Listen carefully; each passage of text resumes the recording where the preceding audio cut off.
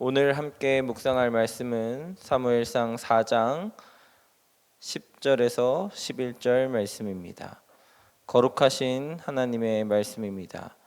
블레셋 사람들이 쳤더니 이스라엘이 패하여 각기 장막으로 도망하였고 살육이 심히 커서 이스라엘 보병에 엎드러진 자가 3만 명이었으며 하나님의 궤는 빼앗겼고 엘리의 두 아들 홈니와 비느하스는 죽임을 당하였더라. 아멘.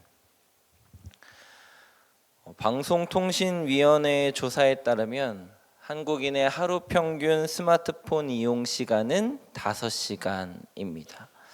평균 이제 잠을 자는 수면 시간을 제외하고 스마트폰을 거의 사용하지 않을 수 있는 직업들이 있잖아요. 하루 종일 일하고 뭐 특별한 직업들은 그런 기타 사항들을 제외하면 실제로 스마트폰을 사용하는 비중은 훨씬 올라가고 하루 활동량의 3분의 1 정도를 핸드폰과 함께 보내고 있다고 해도 과언이 아닌 시대에 살아가고 있습니다. 아이들 역시도 이게 많이 노출돼 있다고 하더라고요. AI의 시대가 열리면서 스마트폰 하나만 가지고 있으면 일상생활에서 해결해야 될 모든 문제들의 대부분이 해결되어지는 시대가 열렸다고 해도 과언이 아닐 것입니다. 실제로 지금도 자동차 제어라든지 집안의 어떤 기기 관리라든지 정보를 습득하고 해석하는 것이라든지 혹은 언어를 통역하고 소통하는 것, 관계를 형성하는 것, 은행 관리하는 것, 투자하는 것, 업무를 수행하는 것, 조율하는 것 등등을 다 무엇으로 하고 있냐면 핸드폰으로 하고 있다고 하는 것입니다. 만능처럼 보이는 이 핸드폰 하나만 있으면 뭐든지 다 할 수 있고 해결되고 뭐든지 다 문제를 벗어날 수 있을 것 같은 이 핸드폰이 먹통이면 어떻게 될까요? 네. 전화가 잘 안 될 때가 있어요. 통신사에 문제가 생기면 전화가 안 됩니다. 그러면 여러분 아마 서비스에 문제가 있어서 뭐 한동안 연결이 안 된다든지 했던 걸 경험해 보신 기억이 있으실 것입니다. 핸드폰으로 요즘 결제도 하거든요. 그런데 결제가 안 될 때가 있습니다. 언제 안 되죠?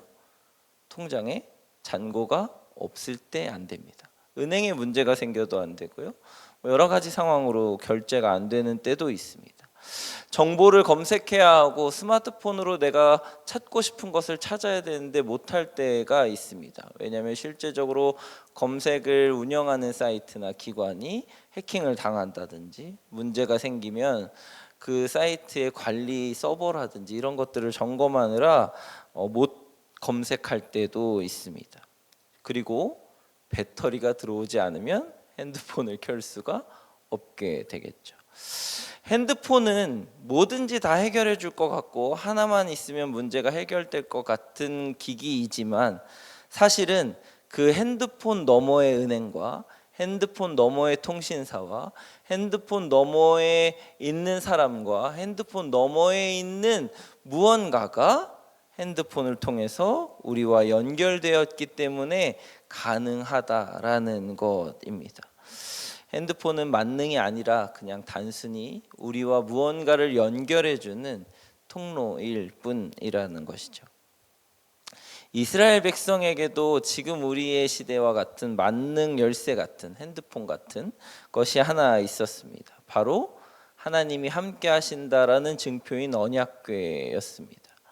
하나님의 궤라고 불리어지는 이 언약궤가 함께 있는 전쟁에서는 전부 다 승리한 과거의 전적이 있었습니다. 그리고 그렇기 때문에 언약궤가 함께 나가면 반드시 승리한다는 강한 믿음이 이스라엘 백성들에게는 있었던 것 같습니다. 오늘 우리가 읽은 본문의 그 앞절에 3절 말씀에 보시면 이렇게 이야기합니다.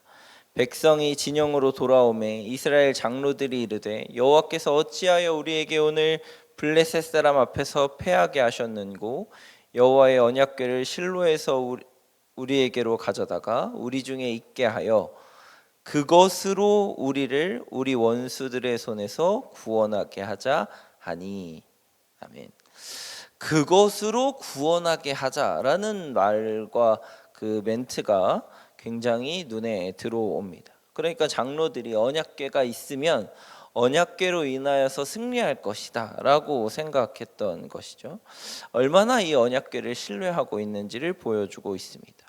언약궤가 이스라엘 진영으로 들어오자 이스라엘 사람들이 소리 지르고 환호하고 언약궤를 환영하고 맞이하는 그 소리가 얼마나 높았던지, 블레셋 사람들이 그 소리를 듣고 하나님의 궤가, 언약궤가, 그들의 신이 그들 가운데, 진영 가운데 임하였다고 두려워 떨 정도였습니다.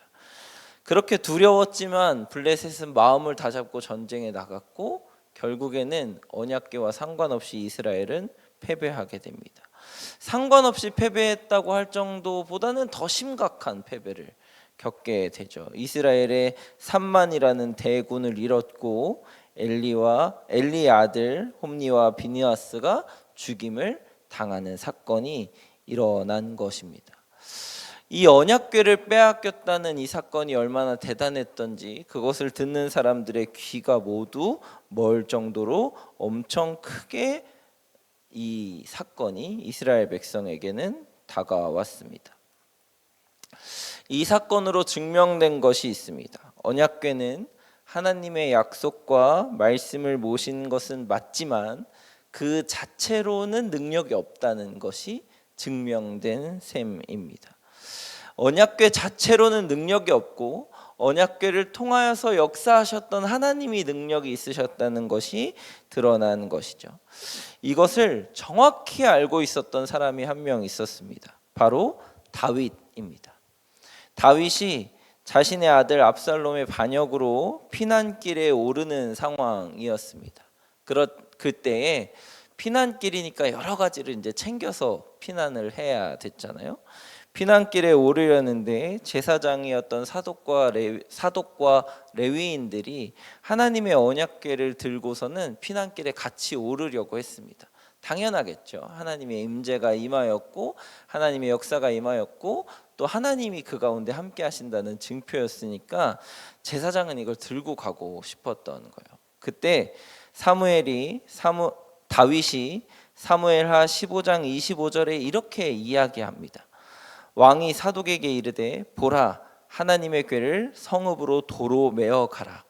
만일 내가 여호와 앞에서 은혜를 입으면 도로 나를 인도하사 내게 그 궤와 그 계신 데를 보이시리라.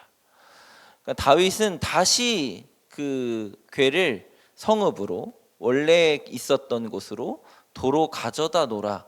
그리고 사독과 제사장들, 레위인들도 거기에 함께 있어라. 이렇게 이야기한 것이죠. 만약 하나님이 함께 하신다면, 하나님이 내게 역사하신다면, 하나님이 이 위기를 벗어나게 하신다면 하나님이 역사하신 그곳에 나를 다시 불러오실 것이다 라는 믿음으로 다윗이 피난길에 오르는 것을 볼 수가 있습니다. 다윗이 얼마나 하나님의 궤를 사랑한 사람이었는지는 여러분 이미 다윗이 그 언약궤를 되찾아왔을 때 춤추었던 모습을 다 기억하고 계실 것입니다. 그럼에도 불구하고 다윗은 알았던 것이죠. 언약궤보다 그 안에 계신 하나님, 그 안에서 역사하셨던 언약궤를 통하여서 우리와 함께 하셨던 하나님이 중요하다는 것을 알았던 것입니다. 그런데 지금 우리 시대의 언약궤를 한번 살펴보았으면 좋겠습니다. 여러분에게 이 언약궤와 같은 것은 무엇일까요? 하나님이 역사하셨고 하나님이 능력을 보여주셨고 하나님이 지금 나와 함께 하시다고 하는 확증된 보장 같은 것 말입니다. 누군가에게는 교회가 될 수 있을 것 같습니다. 교회에서 하나님이 역사하시고 하나님이 은혜를 베푸시고 하나님이 우리를 만나주셨던 과거가 있습니다. 교회 자체는 거룩하고 성스러운 것은 아니지만 그 안에 하나님과 함께 하셨던 그 기억과 역사가 이 건물을 그리고 이 교회를 거룩하고 성스럽고 뭔가 하나님 그 자체로 생각할 때가 참 많이 있는 것 같습니다. 그러나 만약 이 교회의 건물 안에 하나님이 계시지 않는다면 오히려 오늘 있는 이 언약궤 안에 이스라엘 백성의 군대가 하나님께 범죄하고 하나님과의 관계가 단절되어 있는 상태와 마찬가지라고 한다면 이 교회는 그냥 건물에 그냥 단순히 시멘트로 올려지고 단순히 모양만 멋들어진 일반 건물에 지나지 않을 것입니다. 누군가에게는 신학이 될 수도 있고, 누군가에게는 자기가 섬기고 있는 기관이나 봉사 기관이 될 수도 있고, 누군가에게는 구역이 될 수도 있고, 누군가에게는 성직이나 직분이 될 수도 있을 것 같습니다. 언약궤가. 그러나 멋들어진 교회도, 견고해 보이는 신학도, 수십 년 봉사했던 기관이나 안수받아 세워진 성직이나 직분도 그 자체로는 사실 아무것도 아닙니다. 그걸 통해서 역사하신 하나님이 함께 연결되어 있지 않는다고 한다면 그것은 능력이 없다는 것을 우리는 오늘의 본문에서 깨달을 수 있기 때문입니다. 언약궤가 함께 있었던, 승리했던, 하나님이 역사하셨던 것도 사실입니다. 그러나 오늘 내가 하나님과 함께 있지 않는다면, 오늘 내가 하나님과 거룩한 관계를 맺고 있지 않는다면, 언약궤가 아무리 전쟁터에 있고 언약궤가 아무리 뛰어나다고 하더라도 전쟁에서 지는 것과 마찬가지로, 교회의 과거에 은혜가 있었고 내가 만난 사람들과 직분과 그리고 모든 기관과 관계들의 은혜가 있었다고 할지라도 오늘 만약 하나님과 연결되어 있지 않는다고 한다면 그 모든 것이 아무것도 아닐 것입니다. 사랑하는 말씀상 공동체 성락성결교회 성도 여러분, 하나님과 긴밀하게 연결되어 있는 하루가 되시기를 소망합니다. 하나님의 임재가 있고 하나님의 능력이 있고 승리가 있고 또 하나님의 영광이 있었던 과거에 머물지 마시고 오늘 하나님과 연결되고 오늘 임재가 있고 오늘 능력이 있고 오늘 하나님으로 인하여서 승리하시는 여러분 되시기를, 하나님의 능력을 체험하고 경험하여서 어제의 언약궤가 아니라 오늘의 언약궤를 만나실 수 있는 여러분 되시기를 주님의 이름으로 축복합니다. 기도하시겠습니다. 사랑이 많으신 하나님, 아주 오래전부터 우리에게 말씀하여 주시고 약속하여 주시고 또 보여주시고 또 함께 동행하여 주셔서 언약궤를 주신 것 참으로 감사합니다. 그러나 그 언약궤에 힘이 있는 것이 아니라 그 너머에 하나님이 힘이 있고 하나님이 능력이 많으시며 하나님이 우리를 돌보시고 보호하시는 분이라는 것도 동일하게 고백할 수 있는 오늘 하루가 되게 하여 주시옵소서. 오늘 주님을 만나고 오늘 주님의 보호하심을 경험하고 오늘 주님과 함께 승리할 수 있는 말씀 삶 공동체가 되게 인도하여 주시옵소서. 그래서 우리가 언약궤로 생각하는 수많은 것들이 오늘 살아 움직이고 능력으로 하나님의 역사가 되는 것을 경험하며 체험하는 오늘 귀한 날 되게 인도하여 주시옵소서. 말씀으로 하루를 시작합니다. 오늘 수요 예배로 말씀으로 하루를 마치는 순간까지 하나님과 말씀이 우리의 삶을 움직이며 인도하는 귀한 날 되게 역사하여 주시옵소서. 감사드리며 예수님의 이름으로 기도드렸습니다. 아멘. 이 시간 다음과 같은 기도 제목으로 함께 기도하시겠습니다. 지금 들은 말씀이 내 삶으로 이어지게 하옵소서. 동네 샘의줄 말씀 묵상과 7인 소그룹 사역을 축복하시고 6차 동소원을 통해 말씀상 공동체가 든든히 세워지게 하옵소서.